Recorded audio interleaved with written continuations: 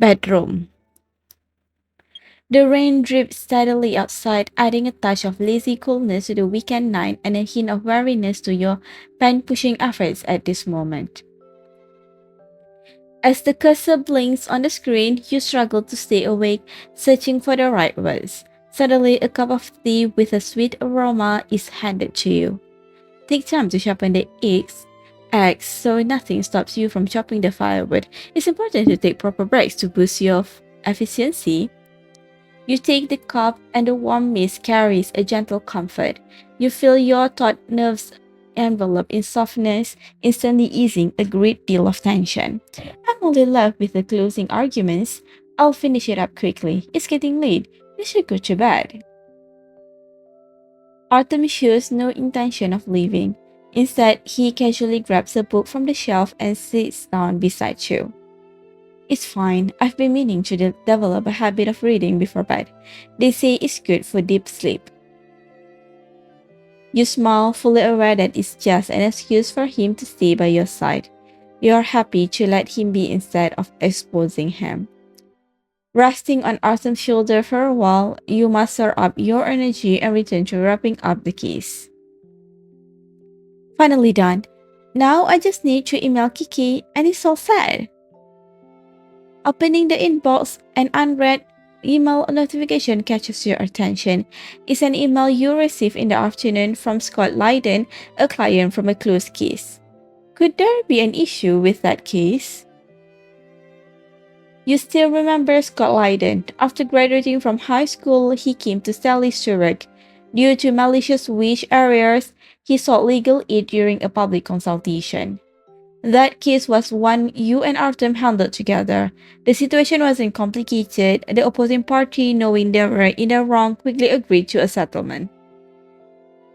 Hearing your question, Artem leans closer. You exchange a glance with him and click on the email.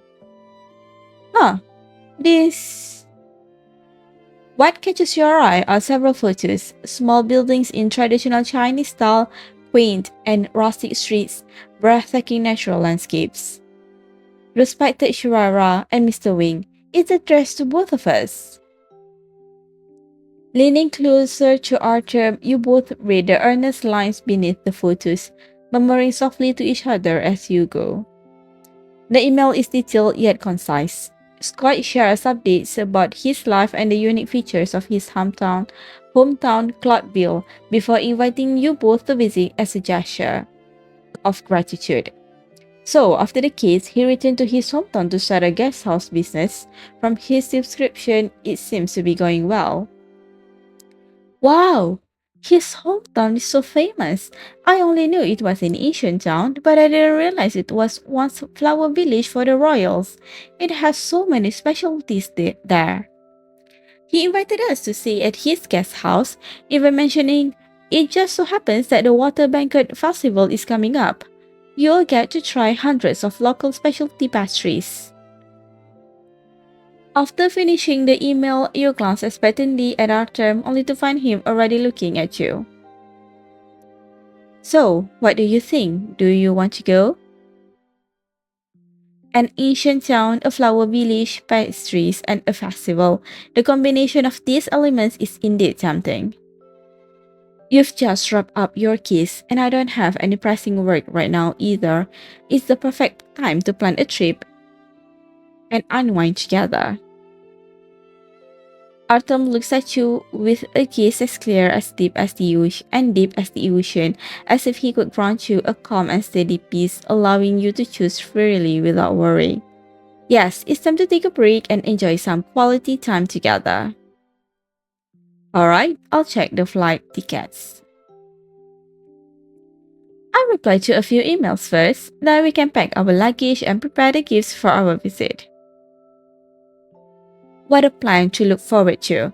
While tapping on the keyboard, you can't help but daydream about strolling hand in hand with Artem and an all-paper umbrella amidst the misty drizzle and stone-paved streets. A distant invitation turns that unfamiliar ancient town into your most anticipated destination at this moment. Magpie Bridge Street, Cloudville. Although you knew that the town would be crowded due to the upcoming festival, the bustling streets still catch you by surprise. I thought this would be a less popular tourist spot. Who would have guessed there'd be so many people and stalls? Though Cloudville is a bit remote, it has a long history and unique cultural specialties. The Water Banquet Festival happens only once a year. Many tourists come just for it. It's the busiest time for local tourism. After just a few steps, you find yourself glancing around curiously at the many stalls, drawn to the unique styles and designs rarely seen in modern urban settings. Shall we take a look around first? But we're still carrying our luggage. It's convenient. It's inconvenient. Let's meet up with Scott first, drop off our things, and then come back for a proper stroll.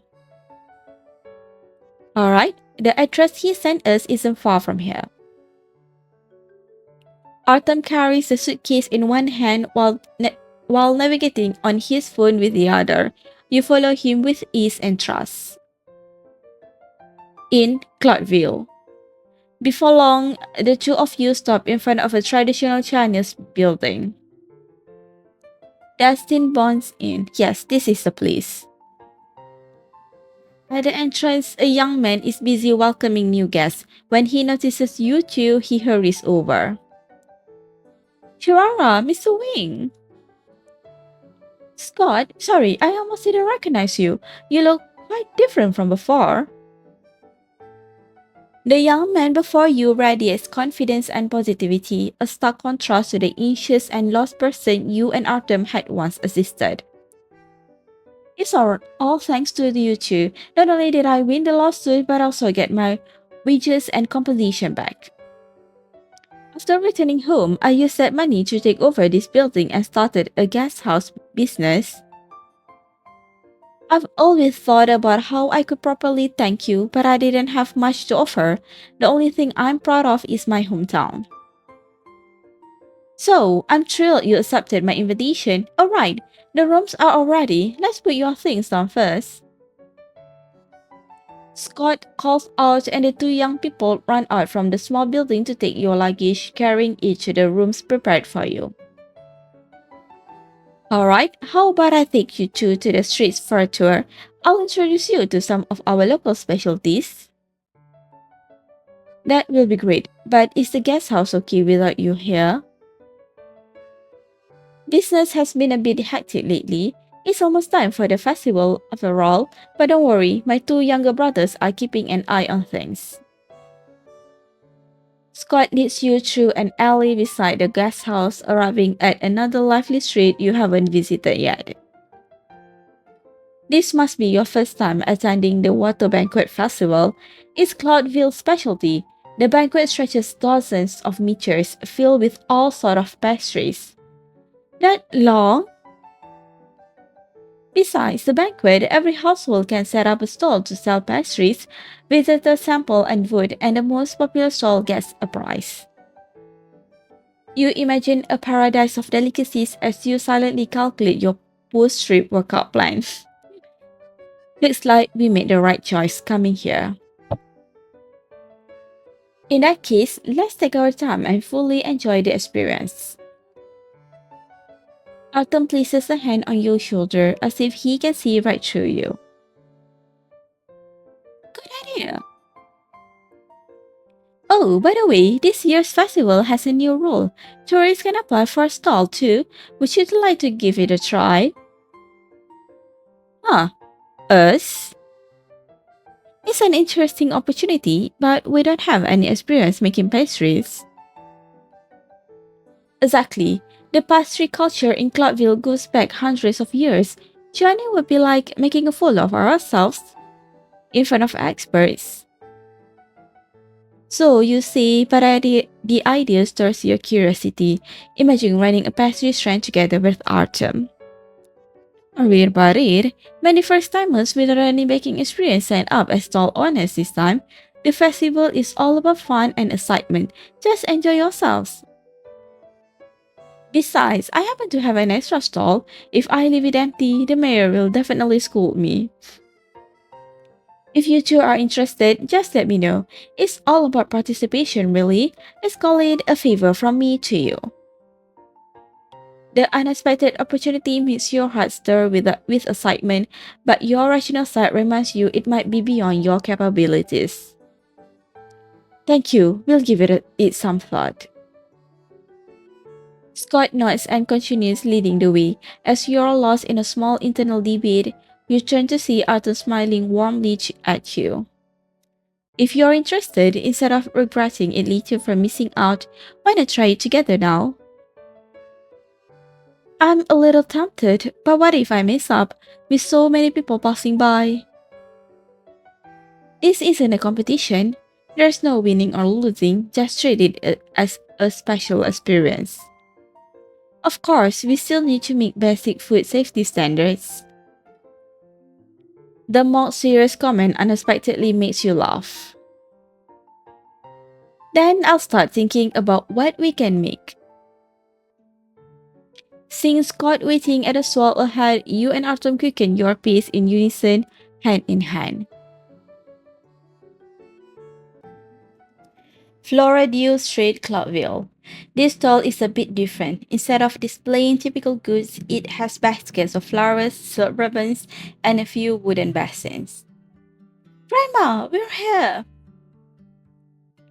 Here are the attorneys I mentioned earlier, Mr. Wing and Shivara. Grandma, do you remember them? An elderly woman with white hair and a kind face stands by the stall. She smiles warmly at you and Artem. Of course, welcome, welcome. Scott told me you're his lifesavers. Oh no, we wouldn't dare claim such a title. You're too kind, ma'am. We simply did what we were supposed to do. Now that you're here, treat this place like home. If you need anything, just let me know. Though you've never met this elderly woman before, her simple and sincere kindness instantly puts you at ease. It truly feels like visiting a relative's home. Grandma, what are these flowers and silk ribbons for? These are part of our town's specialty, flower dyeing. Flower dyeing? Yes, though our town is small, it's known as the flower village with over 1,000 years of history. The flowers you see here are our specialty, yen bloom. The juice extracted from these blossoms dyes salt into shades of brilliant as the sunset. We call them crimson twilight brocade. Back in the day, it was a royal tribute. Wow, that's amazing! This dyeing technique is not only used for silk but also for various traditional pastries. The natural sweetness and fragrance of the blossom extract, particularly the heat-resistant red dye, played a crucial role in the flourishing of Cloudville's pastry culture. You glance at the layers of flowers in the basket in awe. Such delicate blooms carry the weight of a 1,000-year-old cultural tradition in this ancient town. In ancient times, dyeing materials were precious. Cloudville rose to fame with yen blooms, but with the development of industry, the craft began to fade. I set up this stall to give young visitors a chance to experience traditional techniques and appreciate the wisdom of our ancestors firsthand. Listening to her explanation, you can't wait any longer and step forward with Artem to try your hand at the traditional dyeing process, following her instructions. Grinding, extracting, washing, dyeing, coloring, rinsing, and setting. These steps may seem simple, but they're actually quite intricate. Is this the wisdom of the ancients? How did they figure this out back then? Perhaps this is the charm of traditional culture. Nowadays, we're so accustomed to industrial conveniences that we might not even think of methods like this. You nod while completing the final step, wringing the silk tightly to squeeze out any excess juice. But this step isn't as easy as you thought. Your hands grow red from wringing and the silk remains only half dry. Artem, who has already finished his portion, patiently waits by your side. Seeing your frustration, he leans over and takes hold of the silk. Let's try holding each side and twisting in the opposite directions. Oh, I get it now. This is just like how my roommates and I dried our clothes back in the dorm. Exactly, it's the same principle. You grip the silk with both hands, playfully competing with Artem in a tug of war. Artem seems to sense your delight. His gaze shifts from the silk to you, watching you intently. He steadies his hand, twisting firmly in the opposite direction of your pull, adjusting his strength to match yours. The two of you work seamlessly together. Finally, the dyeing is done. You and Artem begin working together to spin the thread into a spindle. As the pale pink silk is spun into crimson threads, you can't help but marvel at the magic of it all.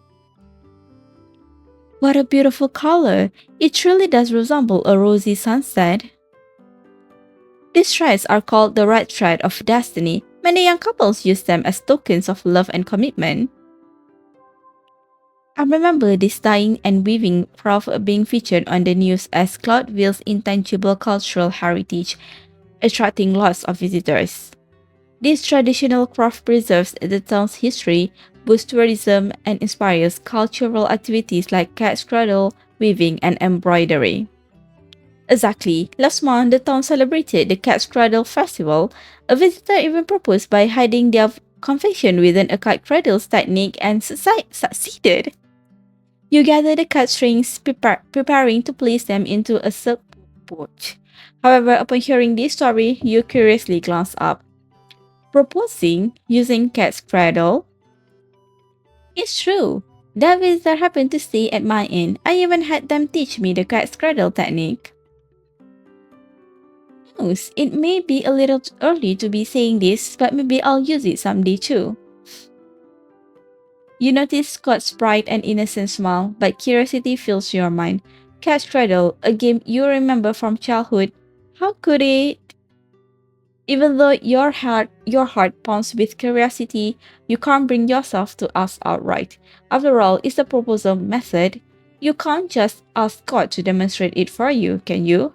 Moreover, you're accompanied by your beloved. At this thought, you glance at your beloved. Artem quickly meets your gaze, then, as if understanding your thoughts, he gently nods. He leans closer, placing his hand over yours, gently brushing against your skin as he takes the thread from your grasp.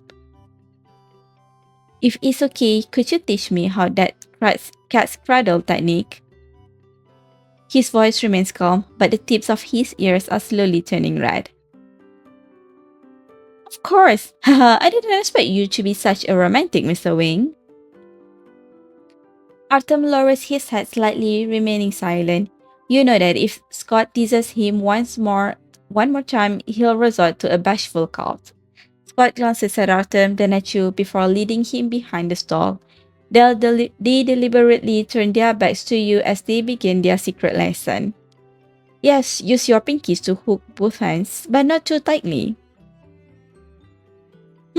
Is this right?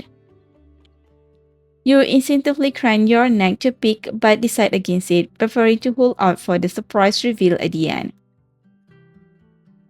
This young man is quite impressive. He seems mature and reliable, and he knows how to treat you well. Hearing her praise Artem, you feel as if the compliment is meant for you too as you nod with a smile. Life is so much better now. You two should cherish your time together as a couple. That's what truly matters. We... Shirera. Behind you, Artem softly calls your name. His familiar, gentle voice carries a hint of tender warmth. Following his direction, you turn eagerly toward him. Perhaps unused to expressing emotions openly, Artem appears shy and clumsy, yet his gaze remains as steady and sincere as ever. The red thread of destiny winds around his finger, tracing a silent affection shared between two hearts. Although this isn't a private moment meant solely for the two of you, you know that all his efforts are intended for your eyes only.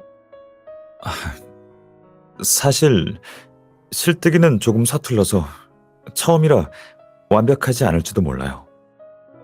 그래도 하는 방법을 기억해 두었으니 집으로 돌아가면 조금 더 연습해보고 다시 보여줄게요. 알겠죠? Hearing his words, you can't help but smile. No matter the situation, he always holds himself to the highest standards. Aren't you being too strict with yourself? Yet he gazes at you earnestly, looking somewhat stubborn, as if unwilling to alter his plan. Of course, you know he's aware you don't care about how skilled he is at cat's cradle. To you, the moment he noticed your curiosity and took the initiative to ask for guidance just to fulfill your small expectations, you've already appreciated his intentions. But that's just so like Artem, taking everything seriously, always striving to do better to give you his best. Then, could you teach me when we get back? 알겠어요. 돌아가면 우리 같이 연습하기로 해요. The heart-shaped string can't be pulled too tightly. It requires a delicate balance to maintain its form. Artem keeps a close eye on the design, ensuring it looks its best for you. 그래서 받아줄 거예요? His voice is light, and in the bustling streets, only you can hear it. Should I take it from you? But 아니요. 그러니까 내 말은 이 모양에 담긴 의미요. He pauses for a moment as though the words on the tip of his tongue might be something that would make him blush. 내 마음 말이에요. As the words fall, his fingers tighten slightly, and the heart sways seemingly reflected the inner turmoil he's feeling at the moment. This sweet confession is even more awkward than his cat's cradle trick. He can make firm promises about the future, but now he's shaken by a simple sweet phrase meant for lovers. If I accept it, will it belong to me? Upon hearing your response, Artem relaxes a little. 이미 오래전부터 당신 거였는걸요. Artem reiterates as he offers the string to you. 물론 앞으로도 계속 당신만의 것일 거예요. You take Artem's hand, and the red thread of destiny slips from his fingertips, resting securely in your palm.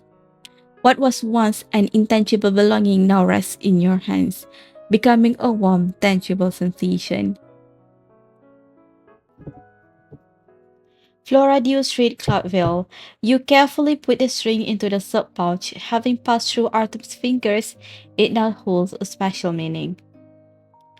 After you and Artem finally return to the present moment, you realize that Scott and his grandmother are still there. Turning around, you see her smiling kindly at you, her eyes full of affection, while Scott looks like he just got on. My chef's getting a bit busy. Yes, a bit busy. Anyway, now that you two have experienced it, feel free to explore the place. Go ahead, go wander around, but first have some of Grandma's snacks. She says, reaching under the table to pull out a box of snacks. Opening it to reveal various traditional pastries, their sweet scent filling the air. Wow, did you make all of this, Grandma? Amazing! Will you also be participating as a stall holder in the festival? Well, I can manage a stall when there are fewer people, but if I stand there all day during the festival, my old bones won't hold up. I had planned to get Grandma to join too, which is why I added another stall. If Grandma doesn't come, my skills alone wouldn't be enough to win anything at this festival.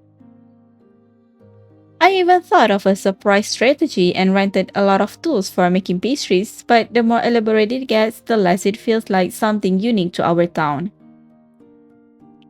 As he speaks, he leaves the waterproof cloth behind the stall.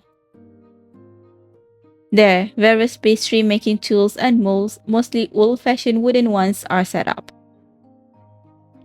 There are only one modern-looking metal machine which appears strangely familiar. Hey, this looks like a cotton candy machine. You suddenly realize, and just as you're about to thank Artem for the hint, you notice that he's staring deeply at the cotton candy machine. His gaze isn't one of recognition or observation. His eyes gradually lower as though sinking into past memories. What's so special about this cotton candy machine? Before you can ask, Grandma eagerly presses a pastry to your mouth. You quickly take a bite. It's filling. Is it made from flowers? It smells so fragrant and it tastes amazing. That's right, the filling is made from yuen blooms. These flowers aren't just good for dyeing, they're also excellent as an ingredient. Alright, take these snacks with you. If you get tired from walking around, you can eat them on the way. Granny takes some clean wax paper from the side, wraps the snack neatly, and hands them to you both. The weather is beautiful today. When the sun sets, make sure to visit the lake. The lake?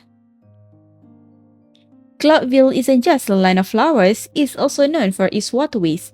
We're surrounded on three sides by the Green Jade Mountain and Serenade Lake on the east. The scenery of the sunset over the lake is so stunning, like fragments of gold scattered across the water. Great, we'll definitely go and see it. After thanking and parting ways with Scott and his grandmother, you link arms with Artem and walk down the alleyways together, blending into the bustling crowd. Serenade Lakeshore. As the evening draws closer, you and Artem return to the inn to drop off the various things you've gathered throughout the day. Then you head to the eastern side of town toward Serenade Lake. The sunset's golden glow kisses the rippling waves, painting a picture so heavily it leaves you in awe. So beautiful. It's completely different from what you see in the city. The magnificent view stirs something in you. Unable to resist, you take Artem's hand, craving to intensify the happiness of this moment.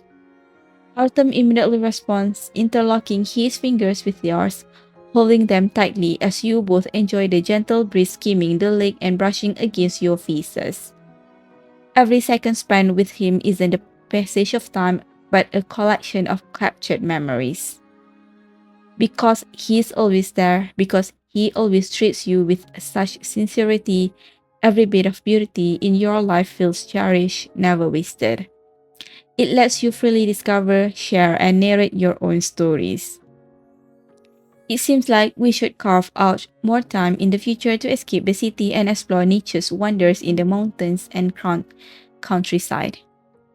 Yes, a boundless lake like this is nothing like the artificial lakes in parks. And the clouds here look fluffy and soft. They are this warm, sweet shade of peachy pink, like orange and strawberry flavored. You try to use the kind of food to describe the cuteness of the clouds, but suddenly nothing suitable comes to your mind. Cotton candies. Artem's comment lights up your mind. Yes, exactly like cotton candies. You turn to look at Artem, but he doesn't immediately respond. Instead, he gazes at the clouds in a rare moment of distraction. His gaze drifts toward the clouds, yet it feels like he's lost in his memories, just as he was earlier when he watches the cotton candy machine at the stall. So, the key to this mystery is cotton candy, but what special connection could Artem have with cotton candy? You hesitate to ask outright, feeling as though you'd be prying into Artem's past, yet curiosity gnaws at you relentlessly. Speaking of which, it feels like ages since I've had cotton candy. I only see kids holding it on the street these days. Cotton candy melts and loses its shape easily if left out. It also comes in different colors and flavors, so it has to be freshly made.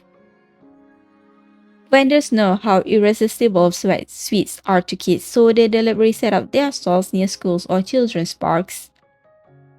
But on the streets where we live and work, mobile vendors are strictly regulated, so they're naturally less common. You can't shake the feeling that Artem's tone becomes more animated as he talks about cotton candy, almost as if he's recalling a personal memory. Artem, do you like cotton candy a lot? Why do you ask? Well, it just feels like you seem quite interested in it. Do I really make it that obvious? For a moment, Artem looked surprised and shy, but soon his gaze softens, becoming gentle and open. It seems you've uncovered a small secret of his, but he doesn't mind sharing it with you. It's a story from a long time ago. As another evening breeze stirs, you and Artem stroll along the edge of Serenade Lake, bathed in the glow of the setting sun. It was back in elementary school. There was a cotton candy stall at the school gate run by an elderly woman who came almost every day. Whenever I passed by, I'd see my classmates' joyful faces as they received their cotton candy. That kind of happiness made me curious and envious. But I was already in sixth grade then, no longer a little kid. With so many people coming and leaving at the school gate, I didn't feel comfortable buying it myself, so I just watched from afar.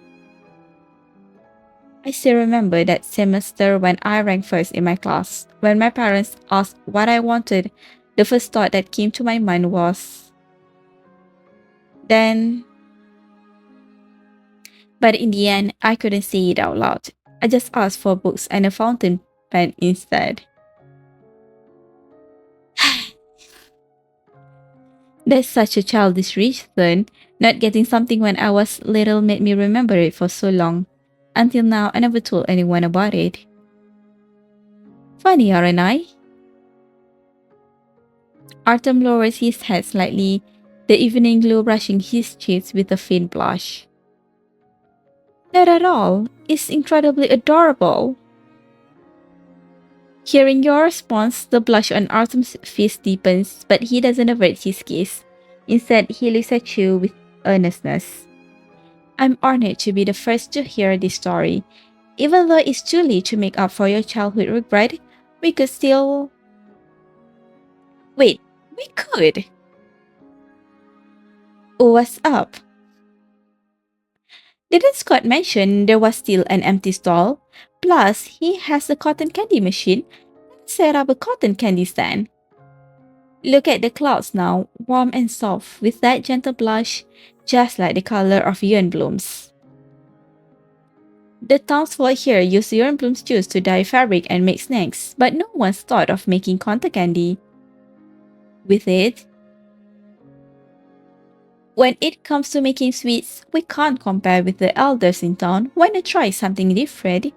It might turn out to be surprisingly successful. If we're going to use yuan blooms to dye the cotton candy, we'd need to add the petal juice during the sugar making process. Everything would have to be made from scratch. That's the best idea. We can experience the whole process ourselves, starting with the raw ingredients. It wouldn't feel like cutting corners at all.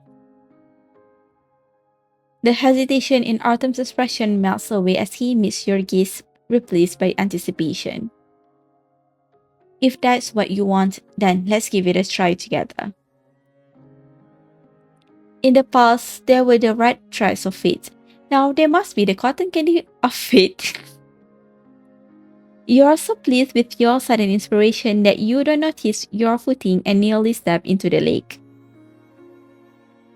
Artem catches you just in time, pulling you back to safety and wrapping you tightly in his arms. As the sun dips below the horizon, its final rays blaze passionately across the lake's surface like emotion spilling over. The warm hues of the sunset stretch your entwined shadows across the ground, making them seem longer. Green Jade Mountain. The next morning, you and Autumn grab a map and a small basket, setting off for Green Jade Mountain to gather yen blooms. The lush forest, filled with the fragrance of morning dew and flowers, refreshes your weary heart with its serene beauty. Here, untouched by human interference and free from industrial pollution, the dew crisscross thrives freely, offering a scene of untamed natural beauty. I didn't expect yen blooms come in so many colors. You flip through the botanical guide of Cloudville and compare the vibrant flowers scattered in the woods. According to Scott's grandmother, while most yen blooms are red, their colors can change with exposure to sunlight. However, only the red blossoms yield a stable dye, the others change color when heated or oxidized. I've made notes on this. Purple turns to yellow, yet blue becomes pink. It's quite fascinating. And they must be used immediately, even the red ones turn clear if refrigerated. That's the wonder of nature, isn't it? You and Arthur marvel at the charms of nature and continue exploring along the mountain trail toward the flower field.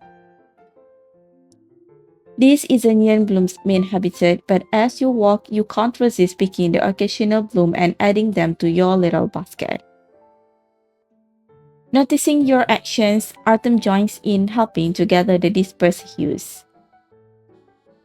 Do we need the other colors as well? Yeah, the heated yellow and pink hues remind me of a sunset, while others might discard them, they're exactly what we need. If we use only red, it will look like everyone else's work. Why not mix the colors and make it truly one of a kind? Artem nods and leans closer to you. Unlike your method of mixing all the colors together, he carefully places each one in a distinct spot. Sometimes you walk hand in hand, other times you spread out, crouching to search. Before even reaching the flower field, your basket is already half full. How many do we need together? It's rare to visit a place like this, so it's better to pick as many as possible. Any extra flowers can be taken home and made into preserved keepsakes. Sure! Continuing to walk and pick flowers, you eventually find yourselves near the field without realizing it. A gentle breeze carries a fragrant scent. Sunlight filters through the clouds, casting warm tones across an endless sea of rippling blossoms. Green Jade Mountain. The sight is so stunning that all the words of praise you can think of seem insufficient, or suggest within you, overwhelming any attempts to describe it. But soon, something more important dawns on you. If we'd known there were so many young blooms here, we could have hurried along and not stopped so often along the way just for a few scattered finds. But thanks to our careful foraging, we got to know many of the local flora and took in the sights of the journey.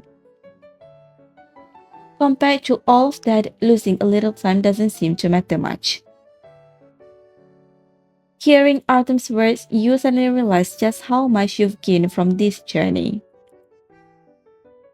The botanical guide gifted by Scott's grandmother turns out to feature many of the flowers and plants you've unknowingly encountered. Opening your phone, you find a collection of carefully taken photos of these blooms. That's right, this isn't about rushing between points like clockwork. The journey is about the beauty along the way. This thought fills you with an immense sense of happiness, joy for the newfound exploration and understanding of this new world. Let's fill the baskets here. Sure, shall we pick a bit of each color? Yeah. Everywhere you look, there are flowers. Wherever you reach, there are flowers. Surrounded by these beautiful blossoms, you gather not nature's bounty. Let this vivid palette of colors blend into something uniquely yours and Artem's. As you and Artem collect flowers, chatting and laughing, time flies by. By noon, your basket is full and the sun shines brightly overhead. What a gorgeous day! The breeze in the flower field is so cool that even under the sun, it doesn't feel hot. I suppose we've picked enough flowers. How about we enjoy some snacks before heading back? Alright, snacks! That's only when you recall the packet of snacks you were given before you left as Scott's grandmother worried that you might go hungry on the trip. You nearly forgot all about it. You and Artem spread out a picnic mat and sit facing each other. You pull out the snacks wrapped in wax paper and hand one to Artem. He breaks it in half and shares it with you. This is amazing. The older generation's cooking never disappoints.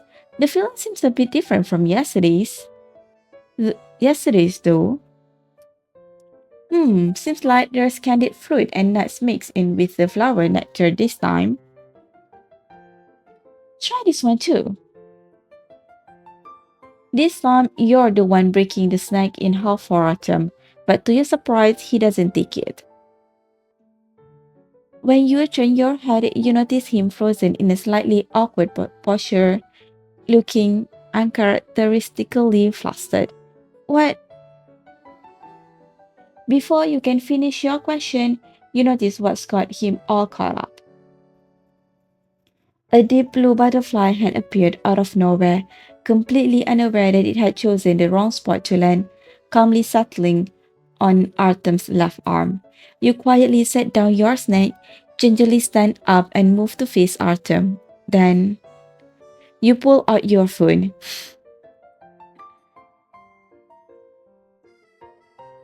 Don't move! You quickly zoom in, taking several close-up shots of the slow-moving yet undeniably beautiful butterfly, then step back a few pieces. Artem, look at me. Just raise your hand a bit and get closer to it. That's right. Artem's movements are a bit stiff, but he follows your instructions.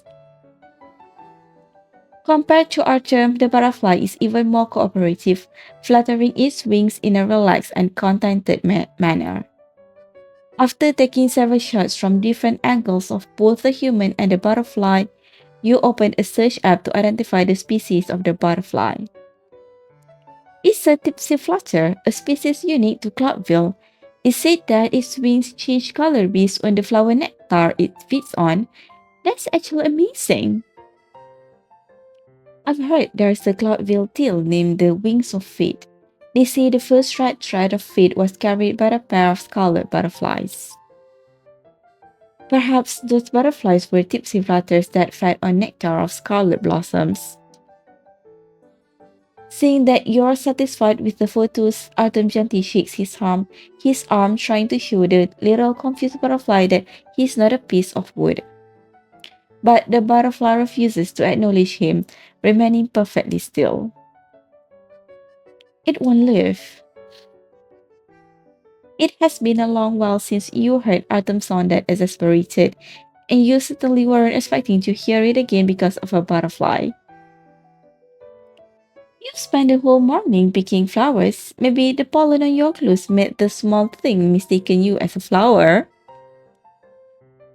You say this while picking up the flower basket filled with nectar, trying to lure the butterfly away with a stronger scent. And the method works. The tipsy flutter flaps its wings flush into the basket, settles on the fresh nectar, and begins to drink. After it has its fill, it leisurely takes off again, flying deeper into the sea of flowers. It's been ages since I've seen such a beautiful butterfly. The last time I saw one, I think it was pinned on a display wall at a museum. Wild creatures like these are rare in cities nowadays. At least they still exist in untouched places like this. Exactly. Preserved specimens so beautiful like vitality. They're no different from plastic imitations, unlike this confused, enduring one. I wonder how's Cloudville in winter? If the flowers are gone, where will that butterfly go? How about we come back in winter and see? Really? Yes, after all, the scenery changes with the seasons, and so does the joy. In the city, the change of seasons may only be marked by shifts in temperature and weather, but the natural landscape in the wild could appear in a completely new light. As he speaks, Artem picks up the snack that you had set down because of the butterfly and gently hands it back to you, warm in his palm. Not just here, and not just winter, that visit different places every season. Let's go to a place far from the city, undisturbed, to learn about the new local customs and record the scenery that belongs to us. You smile and nod, agreeing to his promise for the future.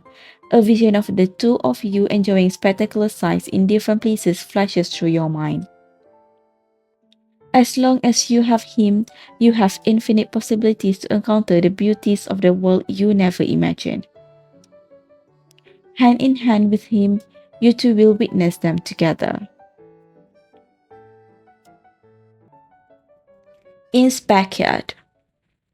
After returning home with Artem, you head to the backyard of the small inn and begin making sugar. The yard is already set up with all the necessary tools, the hand-cranked juicer, the stone mortar, and the stove, all thoughtfully prepared for you by Scott and his grandmother.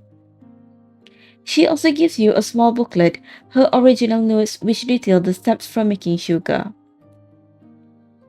Alright, let's start. You start off confidently, but the first step turns out to be quite a heavy task. You wash the sugarcane, peel it, cut it into sections, and put it into the hand-cranked juice press to extract the cane juice. It's truly starting from the scratch. Want to give it a try, or do you want to start by crushing the flower petals and extracting the juice with the stone mortar? I'll handle the cane juice extraction. You know Artem wants to leave the easier task for you, but you can't just dump all the heavy work on him. I want to try every step myself too. Alright then, let's get started. The preparation of materials isn't difficult, and you and Artem divide the work clearly. Soon, freshly peeled sugarcane sections fill the wooden barrel. Manual juice presses like this one are rare now. After all, electric machines are much more efficient, far beyond what manual tools can compare to. But perhaps making it by hand gives it a unique sense of ceremony. You take a deep breath, turn the crank, and begin the juice extraction. It's truly a physical demanding task, even harder than you imagine. You watch as the sugarcane juice trickles out in slow, painful drops. You're eager to speed up the process, but your efforts feel futile. Since your hands are fully occupied with turning the crank, Artem takes over the task of feeding the machine. He keeps a closer eye on you, his movements perfectly in sync with yours. Getting tired? Want to switch? I can still keep going a bit longer. Phew, let's just call it cardio. Then let's do this together. Before you can figure out how you two can work together, Atom steps behind you, reaching around to grasp the crank handle. I'll hold the handle, you place your hands over mine. Let's push together. How does that sound? The thought of this teamwork transforms the tedious task into something playful. Okay. You nod, placing your hands over his. Although your hands can't fully cover his, your strength join his in close harmony. Hold on tight. Here we go. With Artem joining in, the juice extraction becomes much easier. What was a nearly impossible task for you now seems effortless in his hands. Unwilling to back down, you grasp his hands and turn the crank faster together. Before long, the small pot beneath the press is filled with fresh cane juice. It seems we're ready to move on to the next steps. Wow, it's done already! No matter what we're doing, when we work together, the result always exceeds the sum of our efforts. Just like this time. You modestly note that you didn't contribute much, but Artem's sincere, unwavering gaze suggests otherwise, as if to see the success wouldn't have been possible without you. So you meet his eyes and smile wholeheartedly. All thanks to me. Yeah, good thing I have you. Compared to extracting sugarcane juice, grinding and extracting flower petals is much easier. In no time, you have a small bottle of deep purple flower juice. Let me see.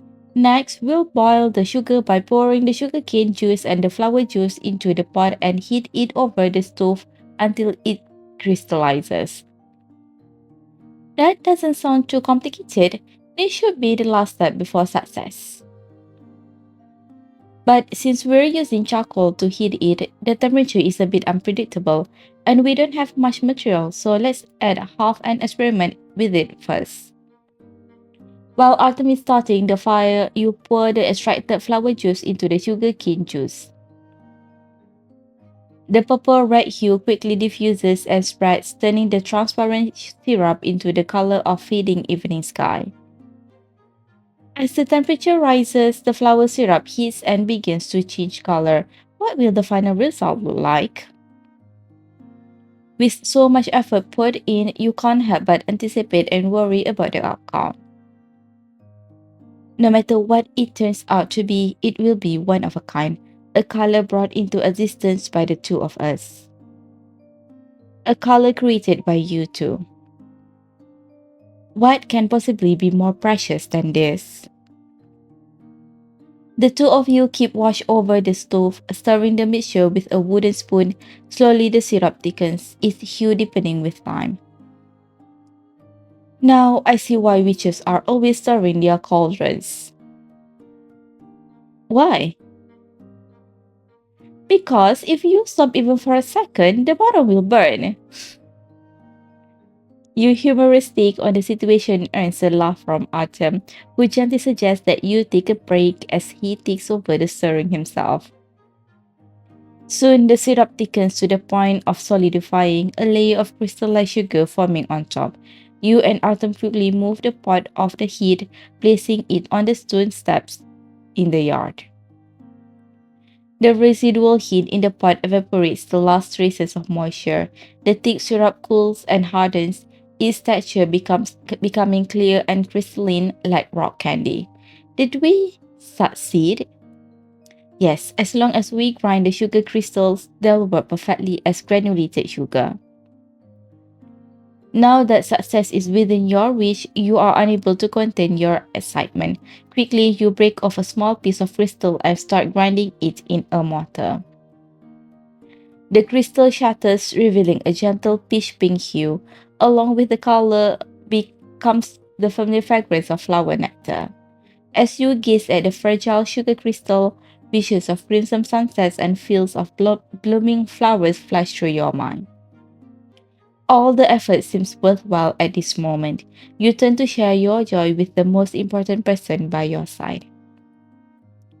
And there he is, smiling back at you, sharing in your happiness. A color that belongs to us alone.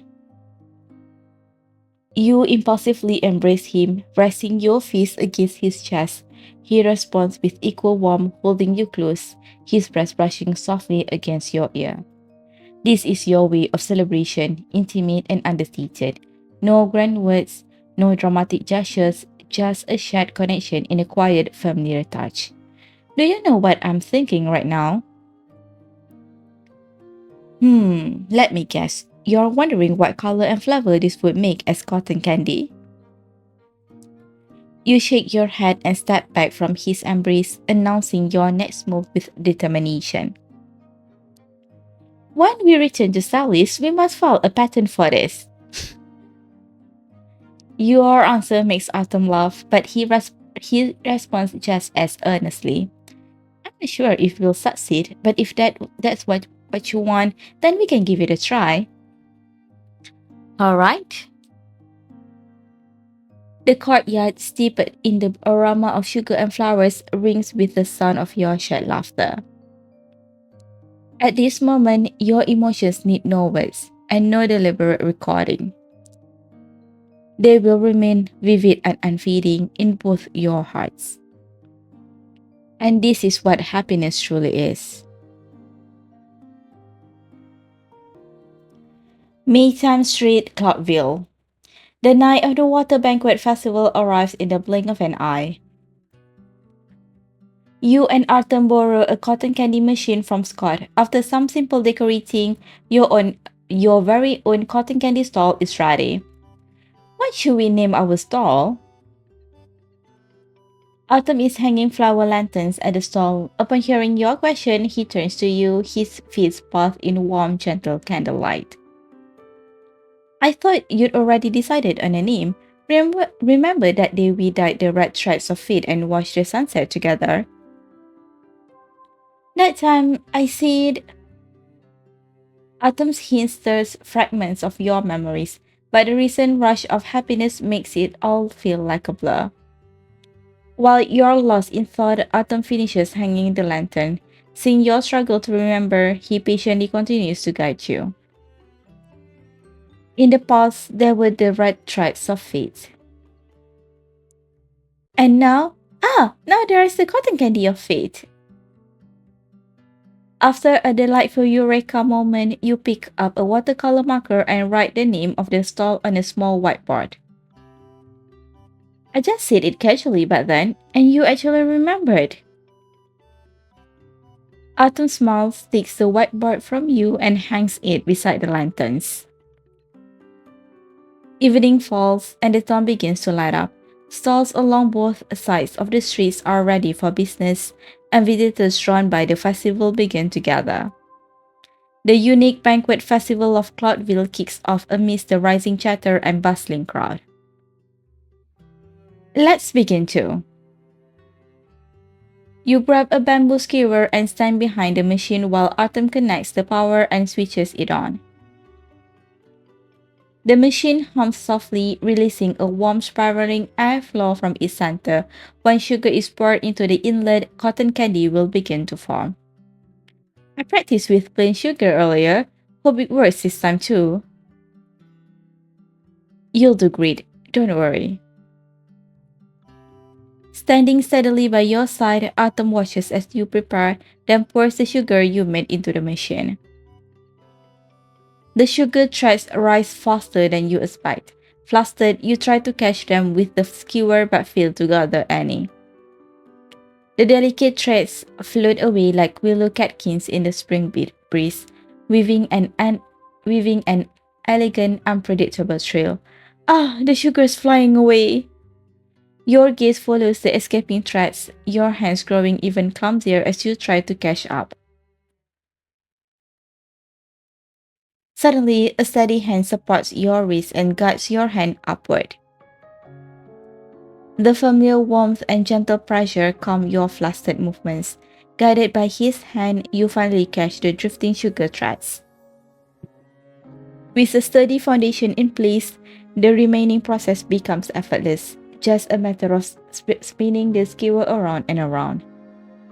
The colors unique to the two of you blend into the soft, fluffy cloud, appearing before your eyes once again. Such a beautiful color. 네, 마치 어제 본 석양빛 같네요. Wouldn't it be a bit of a waste to eat it? We might never make a color this perfect again. Reflecting on the effort it took to make the sugar, it feels precious, imbued with your shared hopes and expectations. To you, it's a priceless treasure of sorts. Selling it feels almost too trivial. You wish you can preserve it forever. But keeping it forever will go against the very reason you started this journey. 우리가 함께 이룬 거라면 전부 다 유일한 거 아니겠어요? 이번에는 솜사탕이지만 다음에는 악보, 시, 공예품일 수도 있고요. 꼭 어떠한 실물의 형태가 아닐 수도 있다고 생각해요. 우리가 함께한 여정, 추억, 무심코 잊혀진 말이나 기억에 있는 말들, 우리 생활에 있는 작은 것 하나까지도 말이에요. 이 모든 것들이 세상에 단 하나뿐인 소중함이에요. 그러니 지금 당장 눈앞에 보이는 아름다움에 아쉬워하지 말아요. 우리가 서로의 곁에 있기만 하면 새로운 경험은 언제든 찾아올 테니까요. Artem's words are like a spark igniting your hope for the future. Yes, as long as you're with him, the future will always be full of beauty. There's no need to cling to the present.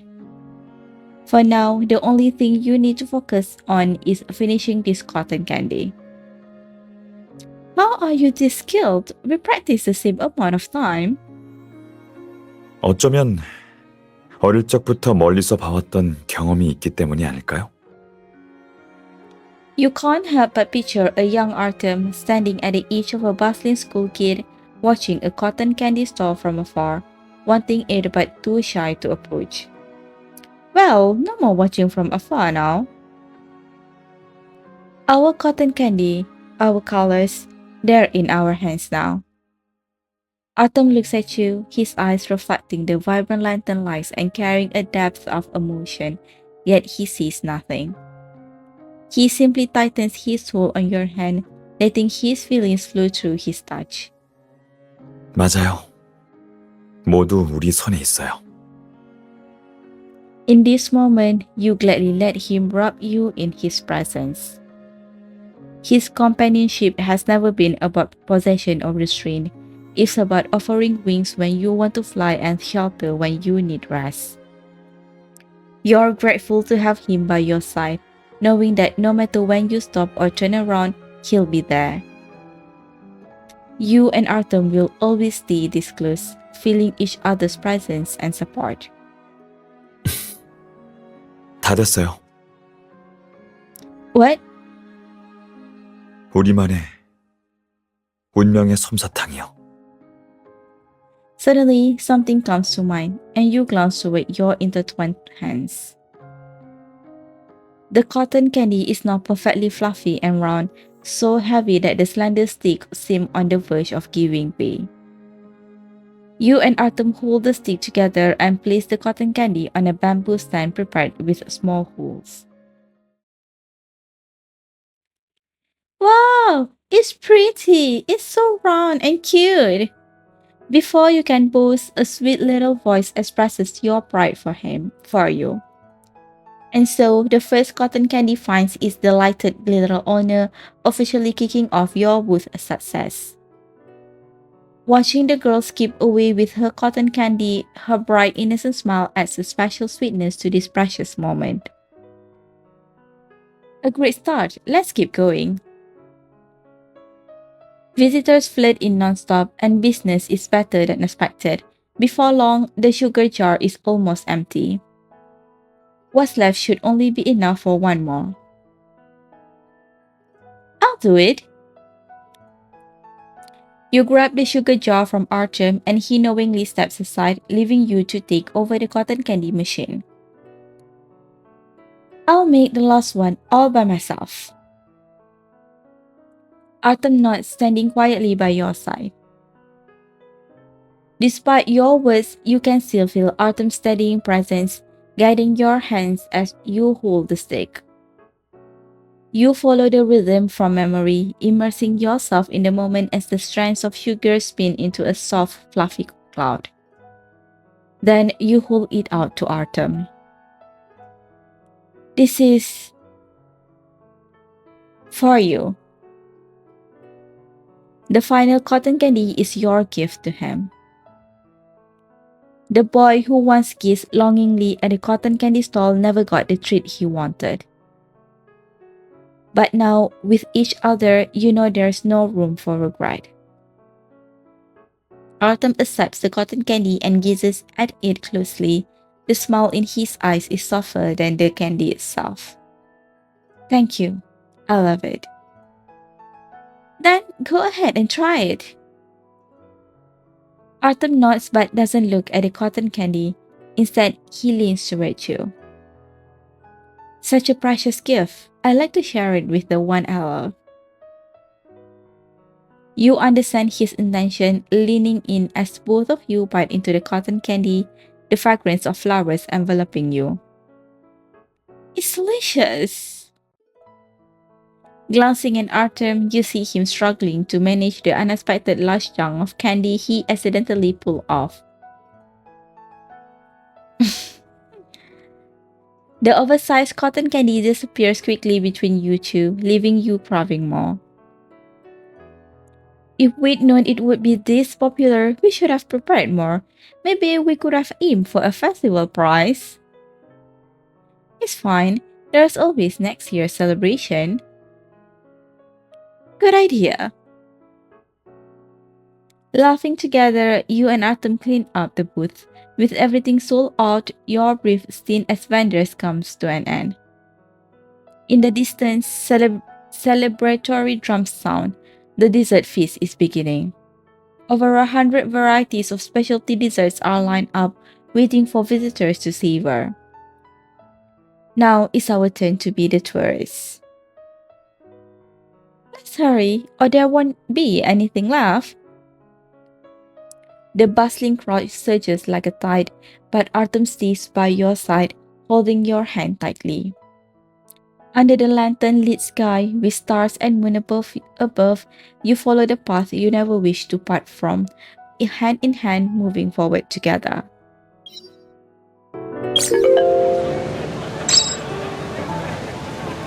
On my way back, I saw a pop-up pastry workshop that seemed quite popular, with many people signing up in advance. It sounds interesting. Would you like to check it out together? Pastries? Wow, is it a testing event?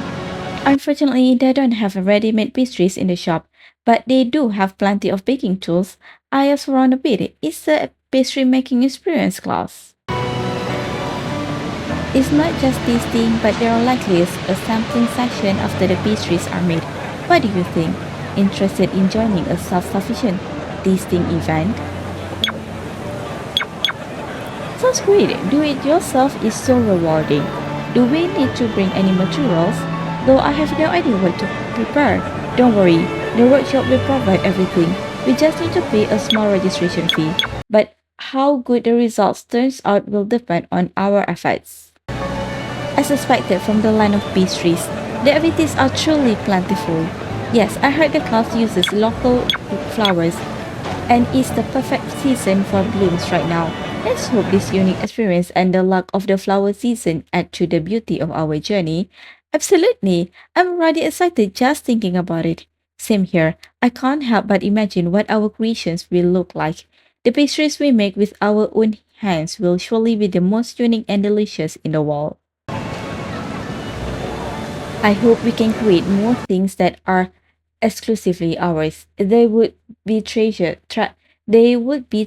unlike any other. Did you watch the morning news today? There was a segment on visiting Cloudville's Water Banquet Festival. It used a documentary style to showcase the entire festival process and narrated Cloudville's history and culture. Wait, there was a filming crew? I didn't notice at all. We were so busy at the stall. I hope they didn't catch us on camera. They did film some tourists, but don't worry, we weren't on camera.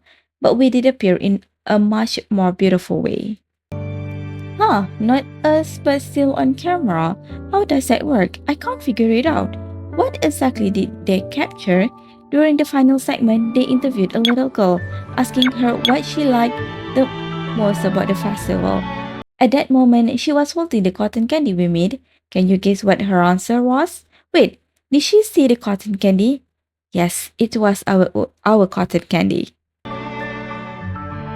She smiled so brightly and even held it up to the camera, saying it was her favorite thing of the evening. I think bringing that kind of happiness to others is a precious surprise from this trip.